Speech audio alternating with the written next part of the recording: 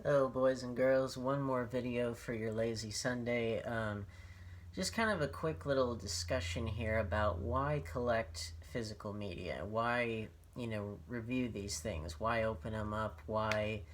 Well, several reasons. And everybody has some of their own reasons for why they do such a insane thing. Um, I can speak for myself as a filmmaker. I mean, I can't speak for everybody else, who collects these things or appreciates films of various types. All I can do is speak for myself. I know from myself that, as I said in my Meet the Filmmaker video, if you're an author and you expect to be any good, then you have to have a large library. And every time that you're not writing, you have to be reading. You have to know what's out there and get some inspiration from other authors. You don't want to, and also so you know what to do, what not to do, and be influenced and not copy or steal.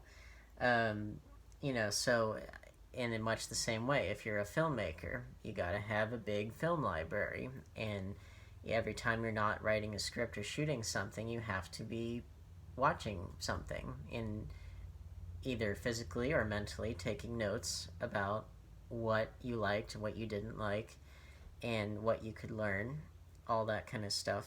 And I'm sure that, people that aren't filmmakers who still like to collect, I'm sure that they have their own reasons as well. Could be similar, could be different. But I just know for myself, to me, it just seems like such a natural thing. Uh, you know, Authors have big book collections. Filmmakers should have big movie collections. Just seems to go hand in hand. Now, obviously, with streaming, that opens up the possibilities tremendously, and I'm definitely a fan of streaming in several respects. Well, one, you can try before you buy. Two, it's right there in your home. Three, if you have access to a lot of different ones, then you get a decent variety of what to watch. Four, obviously, those exclusives like on Netflix or Amazon Prime or whatever. Um, and five, you don't have to have quite as much physical media laying around. It's just a good. And six, you can get introduced to things you've never heard of before.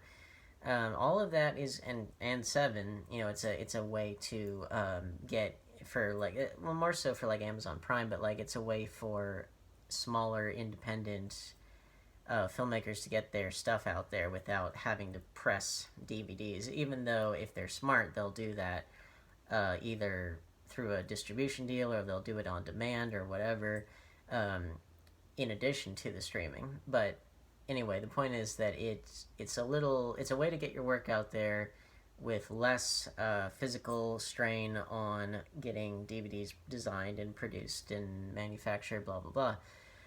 Now, the big reason for me why streaming by itself cannot be and should not be the norm for anybody that is serious about filmmaking in any way or film appreciation is the fact that there are several downsides to streaming, which is, one, you may have spotty internet and it either doesn't come through at all or the picture quality is bad, or you experience interruptions that ruin the movie or whatever. Two, they take things off, which that's the biggest one for me. When the license runs out for however long they're going to show the movie, then poof, it's gone. And usually that happens with something like Netflix. With like big studio movies, they'll have a license to show it on Netflix for however long, and then it'll be off, and you'll see those website articles all the time about here are the new movies and shows coming to Netflix this month and what's leaving. And it's like, if you're like me and you're like, well, I really like that thing, I don't want it to go. Well, if you have it physically, then you're fine. If you don't, then you're screwed. And so that's, for me, that's a deal breaker as far as streaming only. I'm still a fan of streaming as a supplement to the main thing, which is collecting. But yeah, so it's the internet problems, the fact that things that you like that are there today may be gone tomorrow. Three, the selection, depending on which service you use, may not be optimal. Um, which, and then the solution to that is, for if you have a lot of streaming services, then you have a greater variety of what you can see. But that also costs more month to month, and that cost can add up, and you still may not be able to find what you're looking for. You can discover, a lot of things that you've never heard of, but if you're looking for something specific, you may not be able to find it, even with all the various services that you have at your disposal. And, so you have like it's the selection plus like the added cost month to month. And, it just, on the whole, it's like you're beholden to, I guess you could put that at 5. I'm losing count, even though I'm counting them on my fingers. But um, you're ultimately, I think this kind of ties into number 2, but it's like you're ultimately beholden to what a corporation allows you to see or not see based on what they have the licenses to, or what they choose to put on or take off, or like Disney Plus, they which, and it can be for financial reasons, or it can be for socio-political reasons, like when the Simpsons has basically the Simpsons staff, they basically eradicated the episode Stark Raving Dad from existence because of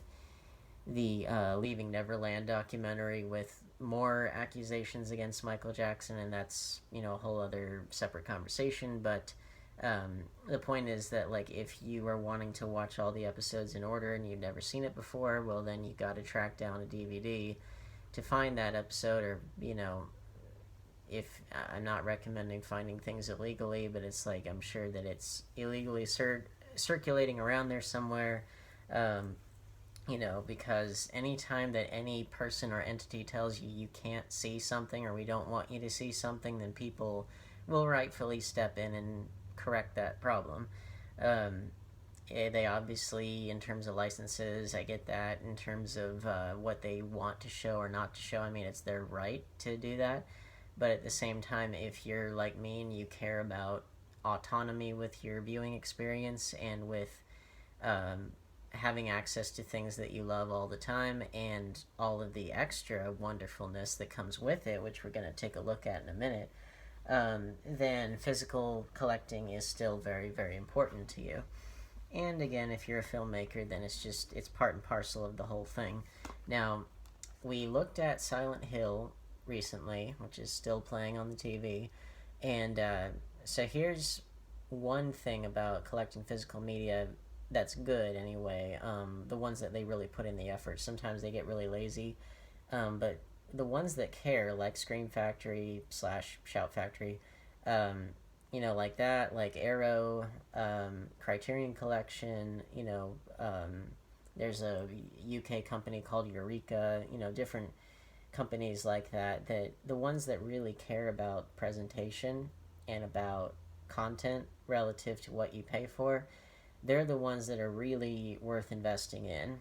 And so like here, this one has 2 discs. It's chock full of brand new features, behind the scenes stuff that has never been seen before. It's if you're a fan of the movie and you want to learn more, especially if you want to learn more about filmmaking, then something like this is for you. If you want to do like a comparison contrast like we did with Rabid, there's no better way to do that than, well, having them both here and being able to get insights from the different features that they have on them, if they do have decent features, which those all do. Sometimes you want that, and you want great artwork, but you also want like sturdiness with the construction. That's where you get your steel books, and this is the British Arrow release of Candyman, which we saw, and different lighting scheme now, so you can actually see it. But isn't that beautiful? But yeah, the steelbook's got more, structural integrity. It feels sturdier, it feels more special, and it's artwork like this that you just can't reproduce on the whatever picture they decide to show on the streaming service that you're talking about. And that's whatever it was, like, I guess you could call that a number 6, or I've lost count. But With that one, it's like they change out the pictures pretty regularly to whatever is new or whatever the studio wants to push, which obviously they can because it's digital and you can just swap it out. But sometimes the picture looks worse, sometimes it's not really indicative of the movie within. Sometimes the trailers that they autoplay, which I really hate, I could call that number 7. The trailers that they autoplay, that they can sometimes give too much away, or they give away more than you want to know if you want to go in blind like I do. Um, it just, I think that, there's a certain magic to not only structural integrity but beautiful artwork along with the great features. And then, especially like with Once Upon a Time in Hollywood, which we looked at recently, you get so much in here that you wouldn't get otherwise. Like, you get an actual vinyl record, you get a replica Mad Magazine, you get a poster of one of the movies within the movie, you get all of these things in this beautiful, unique looking package here.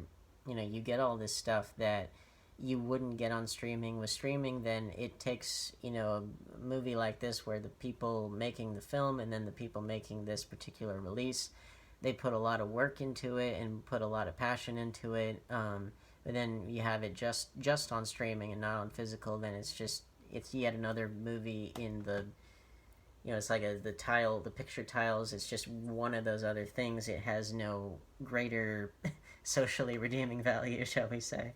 And then, if you're like me, and you want to kind of go above and beyond with things that even with physical media collecting that you weren't necessarily happy with in the actual release, then like there's the custom cover art of the Revenant, and so you can kind of jazz up your viewing experience in your collecting experience in that way. And then this was something that I did recently, which you can't really tell because this case isn't clear.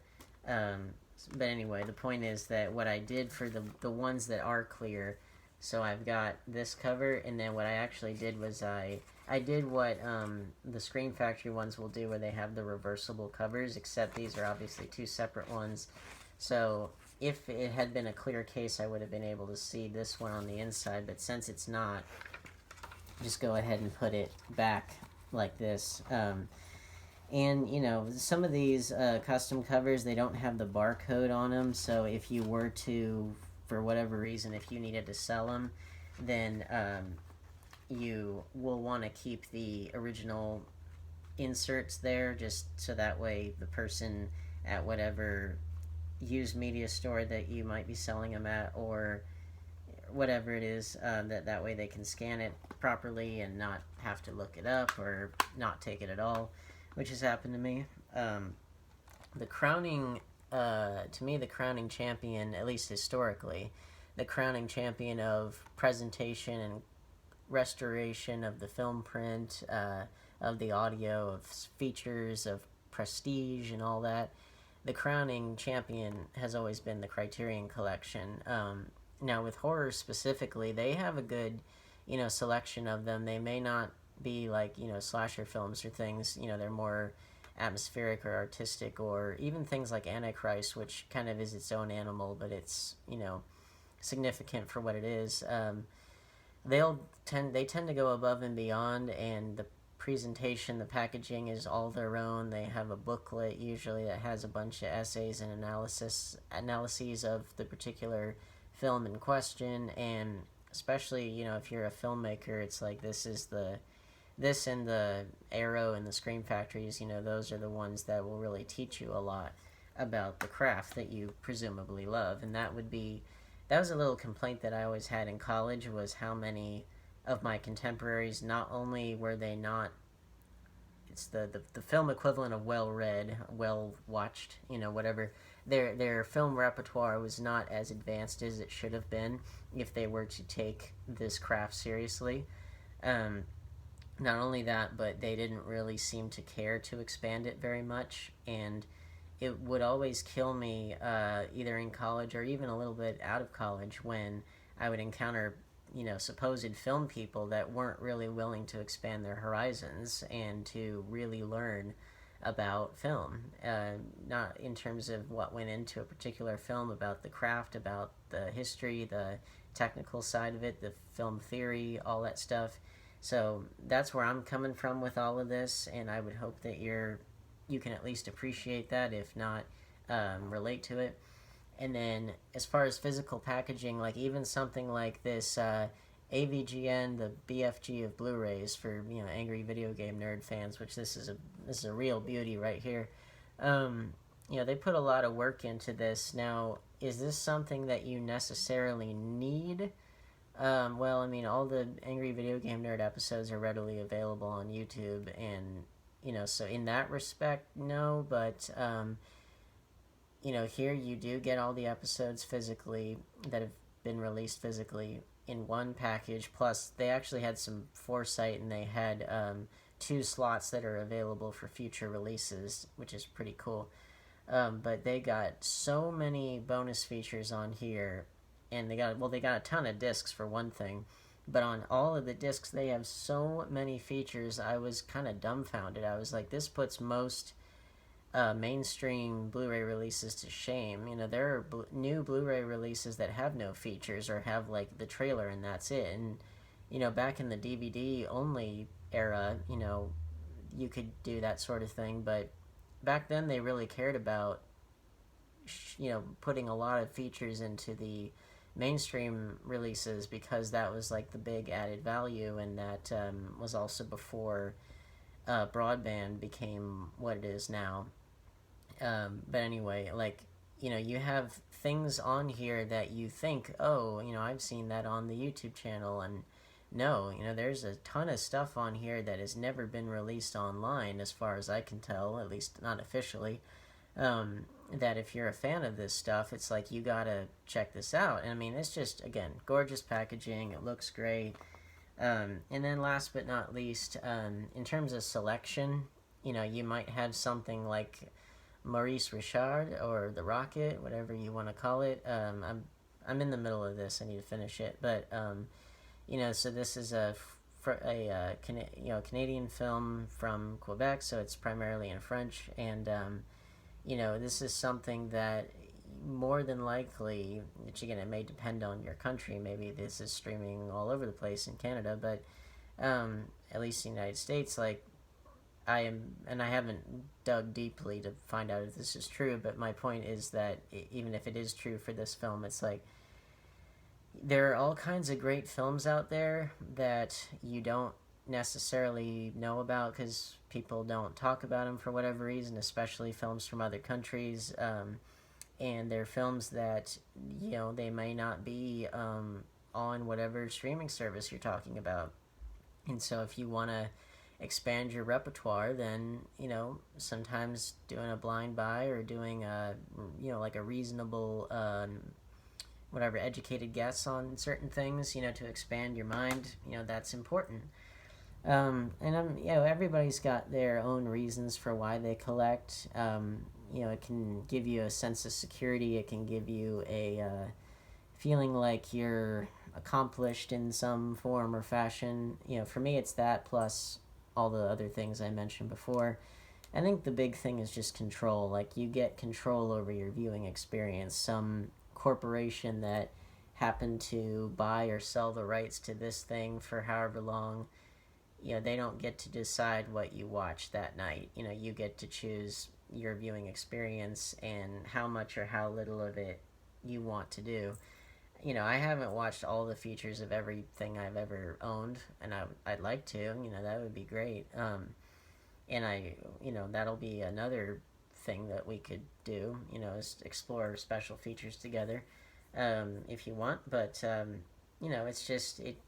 you just get more, and it's yours. It feels like it's yours and not something that some other entity is just choosing to give you, like tossing you crumbs.